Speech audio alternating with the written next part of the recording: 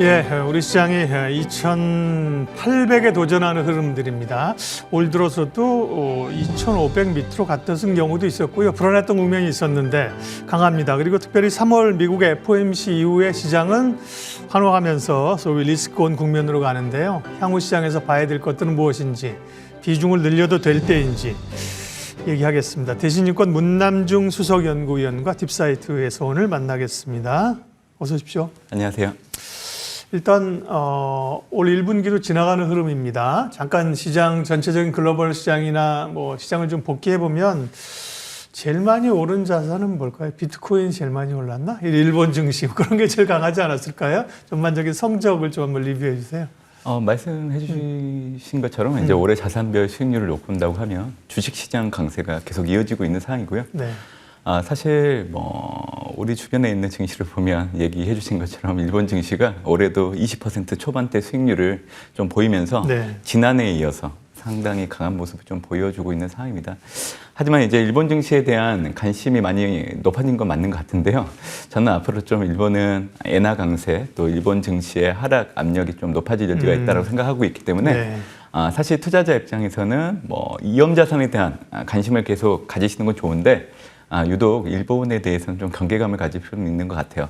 네. 미국 대선 이전까지는 미국 주도로 위험 자산들 가격들이 지금보다 더 올라갈 국면들이 마련될 걸로 좀 보고 있기 때문에 주식 자산 그리고 얘기해 주셨던 비트코인 같은 것들도 네. 동일하게 흐름을 좀 갈 걸로 좀 보고 있어서 그런 경로를 좀 염두에 두시면 좋지 않을까 생각을 하고 있습니다. 그러게요. 다 강합니다. 주식도 강했고요. 그리고 가상화폐도 강했고, 네. 금도 요즘 세더라고요, 그죠? 네네. 원자재도 오르고 요즘에 그런 흐름들입니다. 자, 조금 디테일한 얘기로 들어가게 되면요. 이번 주에 가장 큰 이벤트였었고, 어떻게 보면 1분기에 또 중요한 변곡점이 될 3월 FOMC가 끝났는데요. 생각보다 비둘기적인 태도를 연준이 파월이 보였습니다. 이번 FOMC가 S&P 500이 5,000마디 위쪽으로 자리 잡는 중요한 분기점이 될 것이다. 이렇게 미리 예측을 하셨더라고요. 그 말은 약간 이렇게 완화적 스탠스를 예상을 하셨던 건가요?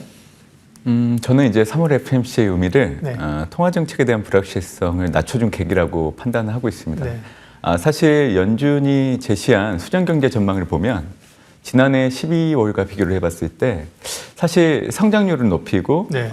사실 근원 PC 물가를 높이고 그렇죠. 그리고 실업률은 하향 조정하고 사실은 연준 입장에서는 금리 인하 시점을 놓고 봤을 때 이르게 하기보다는 조금 더 신중을 기하겠다는 거를 사실 경제지표 전망을 통해서 좀 보여준 건데 시장은 이제 반대로 해석을 하고 있죠. 그러니까 주가는 오르고 금리는 하락하고 달러는 약세를 보이고 결국 저는 이런 엇갈린 흐름을 놓고 본다고 하면 이 3월 FOMC가 통화 정책에 대한 불확실성을 낮춰줬는데 결국 중요한 거는 시장이 그동안 5월달, 6월달 이 금리 인하 시점을 놓고 왔다 갔다 했던 부분들이 있었는데 이번에 제시한 수정경제 전망을 통해서 분명하게 의미를 전달해 줬습니다. 올해 6월달 처음 금리를 내리고 올해 총 3번 인하를 통해 가지고 최종 정책 금리를 4.5에서 4.75로 좀 염두에 두겠다는 거를 가이던스를 보여줬기 때문에 올해 연준의 금리 인하 시점은 5월보다는 6월달 거의 기정사실화됐다고 좀 보고 있어서 아마 이 부분을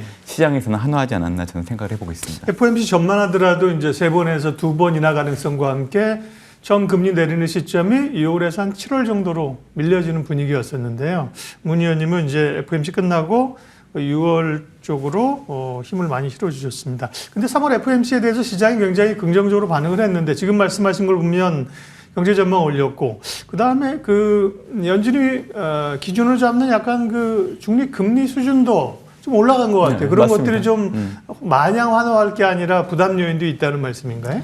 네, 지난해 12월 대비 올해 이제 연준이 바라보는 미국 경제 흐름에 대해서는 약간 보수적인 태도로 좀 바뀐 부분들은 있는 것 같긴 하는데 결국 중요한 거는 연준이 제시한 올해 최종 정책금리의 중위값 4.6은 유지하되 레인지 기존의 하단이 3.9였는데 이거를 4.4로 올렸다는 겁니다. 그러니까 12월만 놓고 본다고 하더라도 사실 올해 연준이 어느 폭 정도로 금리 인하를 할지에 대해서 되게 모호하게 제시했던 상황인데 3.9에서 4.4로 상향 조정한 거는 이제 올해 한 3번 정도 인하를 해가지고 4.5에서 4.75 정도를 만들겠다는 거를 이제 거의 구체화해 준 부분들이 있어서 그래서 저는 아무래도 시장이 통화 정책에 대한 불확실성을 낮춰준 부분들에 포커스를 뒀기 때문에 좀 시장이 한화하지 않았나라는 생각을 좀 해보고 있습니다. 네. 그래서 어쨌든 말씀하신 걸 종합해 보면 우려도 있지만 미국 증시는 그런 요인들로 인해서 정책의 요인들 그다음에 대선 이런 것들로 인해서 위쪽으로 더 열려 있다. 네. 네. 뭐 앞으로도 계속 올라갈 여지가 크다고 생각을 해요. 그래서 네. S&P 500 지수 기준으로는 지금 현재 5,200대이긴 예. 하지만 한 5,500선까지도 오버슈팅은 충분히 미국 대선 이전까지 네. 나타날 여지가 있다고 생각을 하고 있기 때문에 지금 투자자분들이 가지고 있는 자산들, 특히 이염 자산 같은 경우에는 계속 유지하시는 게 좋고요. 이제 앞으로 사실 큰 가격 조정은 없을 겁니다. 흔들릴 때마다 관심 가졌던 자산들의 비중을 네. 좀 늘리는 형태로 좀 갔으면 좋겠다는 생각을 하고 있죠. 네. 제가 미국 증시가 올해 이제 5천 시대에 안착하고 새로운 길을 갈 수 있다고 얘기해드리는 요건들이 5가지 정도가 됩니다. 네. 첫 번째는 올해 6월 기준으로 이제 연준이 처음으로 금리 인하를 단행한다는 거. 그게 상당히 의미가 있다라고 생각을 하고 있고요. 두 번째는 미국의 연착륙 경로가 계속 이어질 수 있다라는 겁니다. 2022년 3분기 이후로 지난해까지 미국의 분기별 GDP 성장률의 평균을 놓고 본다고 하면 2.97%입니다. 미국의 잠재 성장률이 1.8% 전후로 추정되고 있기 때문에 이를 1%포인트 이상 상회를 하고 있어서 올해 역시 미국은 경기 침체 없이 연착륙 계속 유지하다 할 수 있다라고 그렇게 좀 얘기를 해드리는 거고요. 그리고 세 번째는 미국 증시와 실적 간의 상관성이 많이 높아진다는 겁니다. 작년부터 이제 미국 어닝 시즌의 특징은 어닝 시즌 초반에는 실적 추정치가 하향 조정됐다가 맞아요. 어닝 시즌이 끝날 때쯤 되면 대폭 상향 조정되는 흐름. 이게 이제 지난해 4분기에도 확인됐던 부분들이기 때문에 이 부분을 투자자분들이 좀 염두에 두시면 좋겠다 생각을 하고 있고요. 네 번째는 AI의 혁명을 이제 미국이 주도를 하고 있기 때문에 이제 미국 선언은 계속 이어질 수 있다는 얘기. 그리고 마지막으로 올해 대선을 앞두고 바이든 행정부가 바이 아메리카 경제 정책을 강화할 걸로 좀 보고 있기 때문에 그래서 제가 말씀드렸던 이 5가지를 놓고 본다고 하면 올해 미국 증시가 미국 대선 이전까지는 새로운 길을 걸을 수밖에 없다라고 얘기를 드리는 이유입니다. 네. 보통 이제 학자들이나 분석하시는 분들은 항상 양면을 봅니다. 그렇죠? 좋은 거, 좋아 보이더라도 네. 양쪽을 비교하면서 좋긴 한데 이런 건 좀 조심 요인이에요. 얘기하는데 상당히 불리시하신데요. 미국 증시에 대해서. 근데 그게 정서적으로만 이제 강한 게 아니라 그 근거들을, 요인들을 몇 가지를 주로 짚어주셨습니다. 잠깐 그 BOJ 통화정책회의 좀 얘기하고 가겠습니다. 워낙 뭐 오랜 그 통화정책의 방향선회라고 할 수 있을까요? 정상화 이런 거기 때문에 금리를 올렸기 때문에요. 그런데 엔화가 그렇게 되면 강세로 가지 않을까 싶었는데 여전히 또 엔화는 약세 흐름입니다. 일본의 통화 정책이나 엔화 흐름, 글로벌 증시 영향 좀 체크해 주세요. 네. 아무래도 이제 엔화 흐름과 일본 증시 흐름은 저는 착시 효과에 놓여 있기 때문에 이게 연속성을 갖기는 어렵다는 얘기를 좀 강조를 해드리고 있는데요. 네. 사실 엔화 약세가 본격화된 거는 지난해부터였습니다. 근데 지난해 같은 경우에는 미국 중앙은행 연준이 금리를 상당히 가파르게 올렸던 상황이기 때문에 상대적인 통화인 엔화가 약세를 받을 수밖에 없었던 상황이죠. 네. 사실 일본의 펀더멘탈을 놓고 본다고 하면 작년부터 엔화 강세, 일본 증시는 사실 상승이 아닌 하락 압력을 좀 받을 여지가 만들어지는 게 원래는 정상적인 흐름인데 네. 결국 미국 중앙은행 연준의 통화 정책이 이제 엔화 양세에 영향을 미치면서 증시가 올라가는 그 구도를 잡힌 겁니다. BOJ는 2022년도부터 사실 수익률 곡선 제어를 통해서 사실 통화정책 정상화 수순을 좀 보이고 있는 상황인 거고요. 지금 현재 3월 BOJ 끝나고 마이너스 금리 정책 해제, 이거는 이제 이미 예견됐던 부분들이지만 그 이전에 이제 수익률 곡선 해제와 관련된 부분들은 사실 올해 3월이 아니라 지난해 10월 이 지정가격 오퍼레이션 문구를 삭제하면서 이미 해제됐던 상황입니다. 그래서 지금 남아있는 경로를 놓고 본다고 하면 이제 올해 3분기 7월 정도 되면 BOJ가 금리 인상을 단행할 걸로 좀 보고 있기 때문에 저는 일본의 엔화 약세 흐름이 연속성을 갖기 어렵다고 생각을 하고 있고요. 네. 아마 그에 앞서서 미국 중앙은행이 6월 달에 금리 인하를 하게 된다고 하면 아마 그때가 본격적으로 엔화 강세가 뚜렷해지는 시점이라고 생각을 하고 있습니다. 근데 최근에 일본 주식 시장의 상승을 뭐 엔화 약세로 상당 부분 설명할 수 있지만 그것 말고도 밸류업 정책이라든지 기업의 체질 개선이라든지 그런 것들도 꽤 얘기하잖아요. 근데 그런 거에 대한 그 가치는 크게 그럼 안 두시는 겁니까? 사실 한국에서 밸류업 프로그램이 해제되면서 예. 사실 일본이 먼저 시행을 했기 때문에 그때 당시 밸류업 프로그램 시행하고 나서 일본 증시가 좋아지기 시작했다라고 얘기하시는 분들도 있어요. 근데 네. 실질적으로 보면 작년 올해 일본 증시의 주가 상승을 견인하는 종목들을 보면 예. 결국에는 AI 혁명과 연관된 기업들의 주가가 많이 올라가고 있는 상황입니다. 그러니까 좋은 요인이 아닌 건 아니에요. 근데 이제 밸류 프로그램 자체가 일본 증시의 주가를 끌어올렸다고 얘기하기에는 좀 제한되는 부분들이 있어서 저는 이제 경계심을 예. 좀 가졌으면 좋겠다고 얘기를 좀 드리는 거고요. 한국도 마찬가지죠. 사실 총선을 앞두고 정부 입장에서는 밸류 프로그램을 통해서 사실 뭐 우리나라 증시의 어떤 자산 효과를 좀 높이기 위한 목적이 좀 있었다고 생각을 합니다. 그래서 중요한 거는 총선이 끝나고 나서도 정부가 이 밸류 프로그램을 연속적으로 계속 유지 관리하는 모습들을 보여주는지 여부가 상당히 중요할 걸로 좀 보고 있어서 저는 밸류 프로그램 자체만을 가지고 어떤 증시의 어떤 레벨업을 얘기하기에는 좀 어려운 부분들이 있다라고 생각을 하고 있습니다. 네. 그러니까 이제 가격이 싸서 그 올라오는 이제 가치주의 성격보다는 결국 시장 올라갔던 걸 뜯어보면 AI 혁명을 중심으로 한 반도체 성장주들이 네. 끌고 왔다. 그 말씀이신 겁니다. 문남중 의원님 만나고 있는데요. 그러면 뭐 큰 트렌드로 봐서 계속 말씀하신 이 AI 혁명 또 중심에 있는 엔비디아를 어떻게 볼 것이냐 뭐 여러 논란이 있습니다. 워낙 많이 올랐기 때문에 버블 얘기도 합니다만 또 실적 근거하면 옛날의 닷컴이랑은 다르다는 얘기도 하고요. 근데 AI 혁명이 계속 갈 수 있는 가능성 또 좀 사실 규제 이슈 이런 건 좀 들어올 수도 있지 않습니까? 이런 제한적인 점은 어떻게 보세요? 또? 사실 엔비디아 주가가 어느 정도까지 올라갈지에 대한 질문을 최근에 가장 많이 들었어요. 네. 근데 사실 그 질문에 대한 답을 어느 정도 명확하게 해줄 수는 없는데 얘기 드릴 거는 분명히 있는 것 같아요. 그러니까 AI 혁명에 따른 수요가 지금 현재 공급을 상당히 앞지르고 있는 상황이기 때문에 이 불균형이 균형으로 도달하지 않는 한 사실 엔비디아 주가는 계속 올라갈 수밖에 없거든요. 그래서 미국의 뭐 IB들 중에서 이 엔비디아 주가를 가장 높게 부르는 데는 $1,200 정도까지 충분히 올라갈 수 있다라는 목표 주가를 제시하는 IB도 있습니다. 그래서 투자자분들은 이 부분을 좀 참고를 해주시면 좋을 것 같고요. 그리고 이제 얼마 전에 있었던 이제 GTC 2024를 놓고 온다고 하더라도 뭐 시장 예상에 미치지 못하는 어떤 플랫폼 관련된 제품 소개를 좀 하긴 했었지만 뭐 그런 부분들 역시 엔비디아 주가의 모멘텀이 될 수 있는 요인이 되지 않았나라고 생각합니다. 그래서 저는 큰 흐름에서 놓고 온다고 하면 엔비디아를 포함한 이런 성장주들 흐름은 올해 미국 대선 이전까지 계속 올라갈 수 있다라는 흐름을 가지고 좀 봐주시면 좋지 않을까 생각을 하고 있습니다. 네. 그러면 이제 글로벌 전략을 요 세션에서 마무리를 하고 우리 시장 얘기로 가도록 하겠습니다. 그러면 역시나 미국입니까? 이제 미국은 중국도 최근에 이제 조금 변화 움직임도 있어요. 인도 좀 좋게 보고요, 또 그죠? 글로벌 시장으로 보면 이제 전체적인 자산 배분은 어느 쪽에 좀 힘을 실어야 되나요?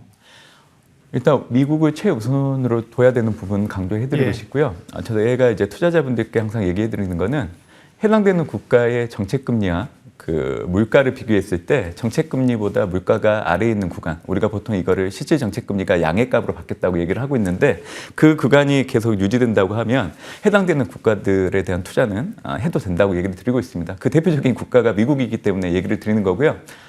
인도, 베트남, 멕시코 역시 플러스 실질 정책금리 구간에 놓여 있기 때문에 그 얘기를 좀 드리는 겁니다. 사실 뭐 가까운 이웃 나라인 중국 같은 경우에는 중진국 감정에 들어서 있기 때문에 앞으로 경제 심리가 개선되기는 어렵다고 보고 있어서 올해 최대한 손실폭을 줄여서 비중을 줄여야 되는 국가로 얘기를 해드리고 있고요. 인도는 3월부터 적극적으로 좀 비중을 늘렸으면 좋겠다고 얘기를 드립니다. 왜냐하면 4월, 5월 총선을 앞두고 있기 때문에 모디 3선이 거의 기정사실화되고 있는 부분들이 주가에 반영될 수 있다는 얘기 드리고 있고요. 베트남은 올해 1월 달 글로벌 최저한세를 도입하면서 정부가 인센티브를 반대급부로 제시할 가능성이 높기 때문에 그거를 이제 투자 포인트로 얘기를 해드리고 있고 니어쇼어링 관련해서 멕시코는 앞으로 상당히 부각될 여지가 높습니다. 특히 인건비를 놓고 본다고 하면 북미의 4분의 1 그리고 중국의 2분의 1에 해당되기 때문에 미국의 공급망 재편과 관련해서 앞으로 멕시코는 계속 눈여겨봐야 되는 국가로 좀 얘기를 드리고 있는 상황입니다. 네. 그래서 우리는 어떻게 될 것이냐로 넘어가도록 하겠습니다. 네. 많은 투자자들이 이제 글로벌 투자도 하시지만 전체적인 비중이나 투자하시는 분들이 많은 게 우리 시장이니까요. 앞서 이제 일본 증시가 강했다고 말씀을 하셨고 제가 체크를 해보니까 YTD로 연초 상승으로 한 22%가 네. 올랐고요. 미국도 나스닥이나 S&P는 한 10% 가깝게 올랐습니다. 근데 코스피 기준으로 하면 4.3이거든요. 네. 우리도 오르긴 올랐지만 글로벌 증시에 비해서 우리가 이렇게 좀 처지는 근본적인 이유는 또 뭔가요? 아마 미국 대선 이전까지 코스피도 2,700선 안착 가능하다고 생각을 하고 있는데 네. 상대적으로 이제 상승 모멘텀이 떨어지는 요인은 두 가지가 있습니다. 네. 첫 번째는 지난해 10월 이후로 반도체 가격이 상승으로 전환을 했는데 올해 들어서 1월, 2월 D램 반도체 가격을 놓고 본다고 하면 보합권에 머무르고 있기 때문에 이걸 한 가지 요인으로 얘기해드리고 싶고요. 코스피 지수는 사실 우리나라 수출 증가율과 동행을 합니다. 그렇기 때문에 올해 작년 4분기 때 이제 한국 증시가 하단을 높여갔던 이유들 중에 하나는 우리나라의 전체 수출 증가율 그리고 D램 수출 증가율이 각각 5개월, 4개월 연속 플러스를 계속 보였기 때문에 근데 올해 들어서 좀 아쉬운 부분이 하나 생겼습니다. 중국향 수출 증가율이 23개월 만에 마이너스로 바뀐 거죠. 그렇기 예. 때문에 이런 두 가지 요인들로 인해서 한국 증시가 상대적으로 미국 증시 대비 상승폭이 좀 제한될 수 있는 부분들이 있기 때문에 이 부분을 좀 디커플링 형태로 좀 눈여겨봐야 되지 않나 얘기를 좀 드리고 있습니다. 네. 그동안 사실 삼성전자가 옆으로 워낙 좀 누워 있었기 때문에요. 지수가 우리가 이제 못 오는 측면도 있지 않습니까? 하이닉스나 뭐 그쪽 계열은 많이 올랐는데요. 반도체가 중심에 있는데 이 삼성전자가 다시 좀 치고 올라가려는 시도를 계속함에도 못 오다가 젠스랑이 한마디 하니까 그죠? 뭐 여러 여파들로 올라가는데 삼성전자가 움직이면 지수가 좀 더 올라갈 가능성이 있지 않습니까? 삼성전자의 반격은 시작됐다 이렇게 보세요. 뭐 지금 주가가 답변이 1초인이 안 나오는 거 보니까 그렇게 강하게 생각하시는 것 같지는 않습니다. 왜냐하면 이 주가가 올라가는 근거가 엔비디아 최고 경영자가 삼성전자의 HBM3를 테스트하고 있다는 발언 나오고 나서 올라가고 있기 때문에 사실 이게 주가가 연속성 갖고 올라가는 모멘텀으로는 좀 힘들다고 저는 생각을 해요. 결국 중요한 포인트는 올해 1분기 삼성전자의 반도체 영업이익이 흑자 전환하는 부분들 그리고 HBM3 제품 자체가 신규로 공급되는지 여부 이거를 확인해야 이제 삼성전자 주가가 연속적으로 올라갈 여지는 있다고 생각합니다. 최근에 뭐 SK 하이닉스 주가를 한번 보세요. 이게 올라갈 때는 되게 올라가지만 또 떨어질 때는 올라간 만큼 떨어지고 있잖아요. 그래서 저는 삼성전자를 좋게는 보지만 지금 주가가 올라가고 있는 그 근간을 보면 이게 좀 요인으로는 좀 제한될 수 있어서 이제 그 얘기를 좀 드리는 겁니다. 아니 근데 트리거를 기다리고 있었던 시점이니까 누적돼서 올라가는 거라고 설명할 수도 있는데 어쨌든 반도체에 대한 우리 전반 우리 시장에서의 반도체에 대한 뷰 자체는 좋으신 건가요? 좋죠. 네네네. 그리고 아까도 얘기해드렸지만 올해 1월, 2월 보합권에 머물고 있는 D램 반도체 가격이 3월 결과치를 놓고 봤을 때 상승으로 전환을 한다고 하면 삼성전자 주가는 계속 올라갈 수 있는 동인이 될 수 있다라고 저는 생각을 하고 있습니다. 네. 다음으로 이제 FMC, BOJ 이번 주 끝나고 봐야 될 것은 결국 이제 크게 보면 몇 가지가 있습니다만은 실적이나 정책 이런 거 아니겠습니까? 정책은 밸류업 정책이 후속돼서 이제 나오게 될 거고 또 중간에 이제 우리 총선도 있는데요. 확인을 좀 해야 되는 필요가 있다고 하셨습니다. 대표적인 게 이제 자동차나 은행 같은 경우잖아요. 이런 것들은 무조건 싸서 올라오는 게 아니라 사실은 또 이유들도 좀 있어 보이는데요. 그러면 이 저 PBR이나 밸류업 관련된 국내 기업들 관련된 생각 좀 알려주세요. 네. 사실 뭐 밸류업 프로그램 자체가 계속 정부에서 보도를 하고 있는 상황이기 때문에 국내 증시의 모멘텀이 될 수 있는 여지는 있다고 생각합니다. 그리고 상장사의 자사주 소각이나 그리고 주주 배당 증가분에 대한 법인세 감면 혜택 그리고 배당 소득세 경감 방안들이 구체화된다고 하면 관련된 저 PBR 종목들의 주가는 올라갈 여지가 있다고 생각을 하고 있죠. 그런 차원에서 최근에 연기금이 순매수하고 있는 종목들을 주목하시면 좋을 것 같습니다. 뭐 LG화학, 포스코 퓨처엠, 그리고 신한지주, 하남금융지주, 그리고 삼성 SDI LG 에너지 솔루션, 그리고 포스코홀딩스, 그리고 에코프로 비앱, 현대차, 세트리온 최근에 연기금이 많이 담고 있는 종목들이거든요. 그래서 밸류 프로그램 하에서 이 수급이 개선되는 종목들 관심을 가지면 좋다라고 생각을 하고 있기 때문에 지금 언급드렸던 종목들 좀 관심을 가지시면 좋지 않을까 생각하고 있습니다. 네, 연기금이 매수하는 종목들을 주목해 볼 필요 있다. 정리 좀 하겠습니다. 그러면 우리도 기본적으로 미국 시장, 글로벌 증시 좋게 보셨고, 우리도 지금 이제 좀 아껴뒀던 현금을 좀 실으면서 가야 될 타이밍이냐. 그다음에 그렇게 봤을 때 이 지수 밴드 같은 경우는 당초 생각하시는 것보다 지금 조금 이제 대신 더 올리는 분위기인가요? 어떤가요? 전략 좀 마무리해 주세요. 네. 저희도 지금 최근에 코스피 상단을 높이려고 고민을 많이 하고 있는 상황이고요. 제가 S&P 500 지수를 올해 공식적으로는 5,300 얘기해 드리고 있고 오버슈팅이 가능하면 5,500 정도까지 올라갈 수 있다고 얘기를 드리고 있어요. 그런 차원이기 때문에 한국 증시 역시 2,900선 정도까지는 충분히 올라갈 잠재력은 있다라고 생각을 합니다.